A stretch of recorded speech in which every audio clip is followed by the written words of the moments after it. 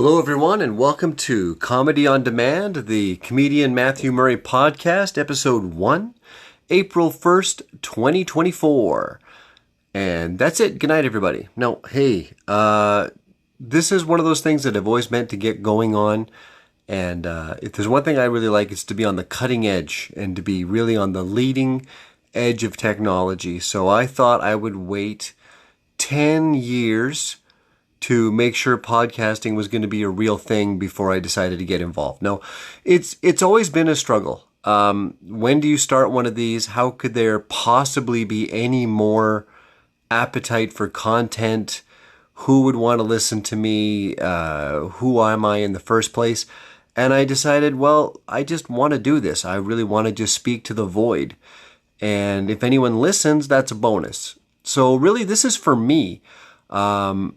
That's all I want to do is get a little bit better about not saying all the time. And I'm going to try and treat this like my stand-up show. When you write down a bunch of ideas and you go up and you do stand-up, however the show goes is however the show goes. And it's a moment in time and it's frozen. And did the show go well? Was the show terrible? It happened. And then there'll be another show after that and another show after that. So expect a lot of ums and ahs and ers. But I'm not going to cut away. I'm not going to post-production any of these. I'm just going to try and run about a half an hour or so, at least once a week. I'm going to probably do Monday nights, if not more. But this is what I'm doing. And if I'll be broadcasting this out on a lot of different channels. I kind of wear a lot of different hats. So I'm a stand-up comedian out of Saskatoon, Saskatchewan, Canada for over 25 years. And I'm also a business development and sales guy. So I won't mention the name of my day job here, but if you found your way to me because you know me sort of in the day job world, there will be some business stuff in here. There will be some sales stuff in here, mainly because I enjoy it. I absolutely love my job. I love making businesses run better. It's just something that I'm passionate about and I like. But this is primarily a comedy podcast. So we're going to say the fuck word. We're going to say a lot of not necessarily specifically offensive things for the sake of offending, but I'm going to say my opinions. I'm not going to mention any of the names of people I work with or companies we do business with, a lot of my day job specifics, but I'll rant. I'll piss and moan about things that piss me off. I'll say great success stories, and I'll shout out to people that I like. And if I don't like you, I just won't say your name. Which is weird because you think I would say your name more if I don't like you. This really started with conversations in Saskatoon. Over the last few years, there's been a great new crop of stand-up comedy talent in Saskatoon, pushing me to get writing again, freshening up my act, reminding me that comedy, you're only as good as your last show. And I really enjoy teaching. I enjoy mentoring and getting people to be the best they can be on stage. And they've turned around and kind of returned the favor and said, by the way, your act is getting really stale and you need a social media presence and you have to do the things you have to do if you want to remain at least semi-relevant. And for the last few years, I've said, no, I'm just a comedian and I just go on stage and I tell jokes and that's good. But more and more, I reach out to comedy clubs, and the question is not how much time do you have or how long have you been a headliner. The question is how big is your following or how many Instagram followers could we reach if we book you in our club. So I do want to talk to the void. I do want to record. I do want to try and be funny. I do also want to keep working because my family seem to like eating. And so necessity being the mother of invention, it's time to leap forward to today. Recording on April 1st, kind of a good New Year opportunity. Now, first off, I had to decide, is there anything interesting in my life to talk about? And the answer is no. Good night. This will be very similar to Bill Burr's kind of thing where he just sort of rants and raves. I'm not nearly as practiced at this. And I'm not nearly as Irish, but I'll do my best. And in the meantime, I find that more things happen to me in a week than happen to most people in a lifetime. I constantly, whenever I connect with a friend that I haven't talked to in 2 or 3 days, I have 15 stories of what's happened in my life in the last 48 hours, deals I've cut, things I've bought, meetings I went to, networking events, shows I did, and they just look at me and go, yeah, I'm watching this cool show. And if I'm not watching it, I got nothing to talk to them about. So let's not talk to anybody. Let's just talk to myself and cut the middleman out. Cut out the other half of the conversation. Just a quick thing here, a quick personal thank you to Jarvis Zwatsky. He's a newer comedian. I mean, he's newer in that we measure comedy in number of shows done, not years of done. There's a lot of that to stand-up comedy. People think, well, I've been doing this 10 years, therefore I should be at this level. And the reality is this is one of the last few meritocracies left. And he's working really hard. He listens to advice, good and bad. And he's the one that's been kind of leaning back on me and saying, it's time to get with it. So it's when you're among peers and comedians, we like to bust balls. And he busts mine more than anyone else. So a personal thank you to Jarvis Zwatsky for getting me going on this. This will be the last time I mention him because fuck him. He can get famous on his own. And I have no ability to amplify his message or his visibility at all. So to the 4 people who might listen to this, meaning my wife and 3 others, don't ever help Jarvis with anything ever. Let's talk. One of the things when you do a podcast is like, where do you start in your life? Do I talk about things that happened today? Do I talk about the last 25 years of comedy? Do I talk about current political events, world events? And there's no place to properly start. So I will just relate stories of comedy past as I go, talk about current events. And one of the most current events to happen to me recently is Ghostbusters. I went and saw the new Ghostbusters Frozen Empire. Fantastic. Fantastic. There will be no spoilers. I'm not going to immediately... I mean, I hate that. There was more full frontal nudity than I expected in a Ghostbusters, which you would think for a movie called Frozen Empire, you would want to get away from frontal nudity because the cold, there is... shrinkage, but it's a powerful choice they made. But I really enjoyed it. It's a very difficult line to skate between enough nostalgia for the previous fans, enough new content for the new characters, revisit enough of the old, try and get some sort of forward momentum. And they successfully navigated that road, in my opinion. And speaking of opinions, I have a lot of them. I just want to get this out on episode 1, that on a lot of these recordings, I will simply speak from a position of fact because I'm right. Usually I'm right. I received some really good feedback at work the other day. A colleague that I respect said, you're hypercritical when someone doesn't do things the way you think they should be done. Or if you propose a course of action and that's not the way they go, then you can shit on their procedure. And they were right. If someone does, asks me for a way we should do something, or asks me for advice, or I have an idea on how things should be done, prove to me that your idea is better, or do mine. But don't just ask my opinion and then don't do it and then complain. So do I easily get offended when people don't do as I say and take my advice? And am I incredibly arrogant thinking that my opinion's always right? Yes. But I'm usually right. So I'm okay with that. I'm hyper self-aware. I am freely able to admit when I'm wrong. Obviously, I'm here podcasting, so I was wrong that I don't need this. But for the most part, I'm usually right.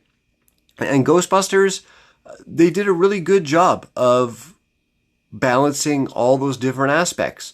And should you go see it? I think you should. Yeah, I tell you, as I'm doing this podcast, I got to be caught. I don't want to touch the table. I don't want to bump the mic. This is tricky. This is very different.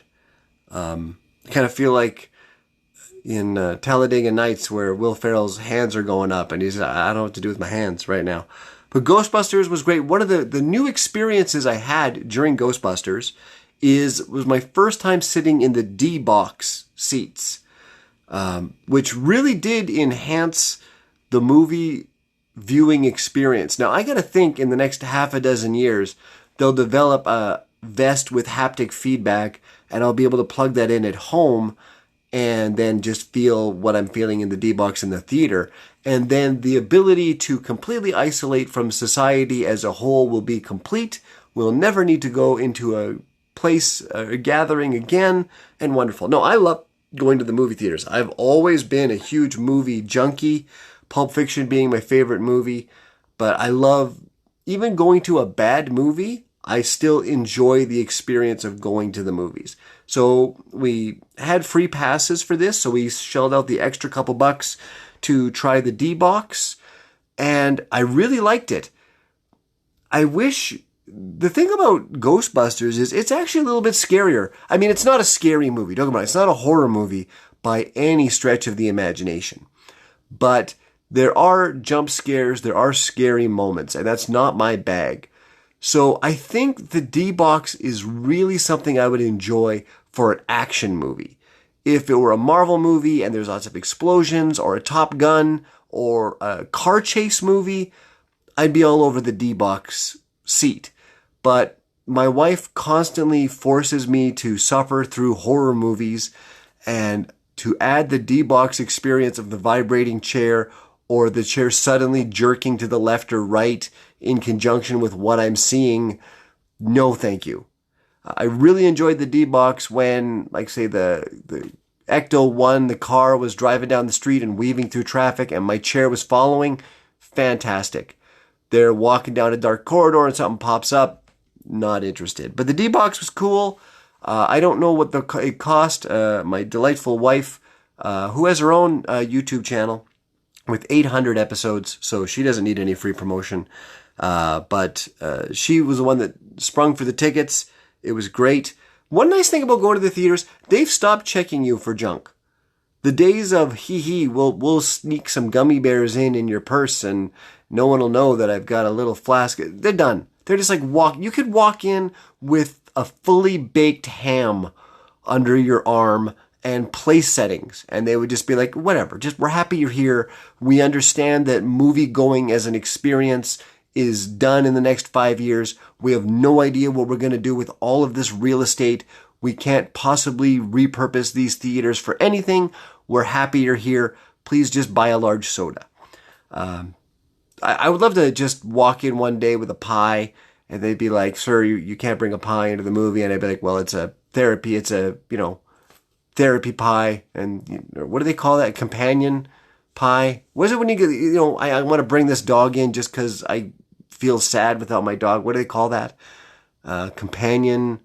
Compassionate thing, whatever. All of a sudden, there's just no rules. Like I'll be sad without my dog, so therefore I can bring my dog wherever I want. So I should be able to do the same with pie. But Ghostbusters, D-box, good food, great experience. I tell you, this is one area that I will talk about a lot on this podcast is food and weight and exercise. If you go to any of my old clips, which I'm removing from the internet to the best of my ability, I used to be a very heavy set guy. I used to be just shy of 300 pounds. And in my late 30s, early 40s, I identified that this is a problem I'm not going to be able to beat. I simply cannot do the diet, the weight loss, the protein, the shakes, the coach, whatever. I tried the whole list and I went, nope, we're going to be a problem here. We got to stick around. I have a young daughter. I want to be around her in life. So I got on the list for bariatric surgery. Huge stories to come on that one, but I had that done in the middle of COVID. It's been now, how's it been? 2024. I had it done in the summer of 2022. COVID was 2020. That was about 2 years. Anyways, I've come from my highest weight was 298, so I was just shy of 300. I'm at 182 right now, and I'm a little bit heavier than I'd like to be. I'm really comfortable around the 170 mark. So one of the nice things, the reasons to get this podcast going is to tell the universe, who doesn't care, that I'm trying to get back to 170 by about the middle of June. We got some vacation planned, and I'd like to be... Now, it doesn't make any difference visually if I'm at 170 or 182. I'm a pile of nasty at any given weight. The difference is, when I was 298 and I lost 10 pounds to 288, that didn't make any difference. I was still a great big heavy guy. But I'm learning now that the difference between 170 and 180 is a pant size or a belt size or a shirt size. I don't even know what size. I've only been about 18 months buying regular size clothes again. So I'm still learning what a medium is supposed to be and what a large is supposed to be. But I'm 182, and I'm trying a plan right now called Wake Up 170. Because we're all lighter when we wake up. I don't know why. I don't know what happens during the night that weight somehow leaves our body.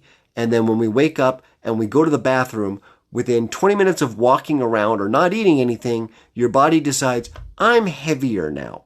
I don't get the physics. I don't care. All I know is you're at your lightest when you first wake up.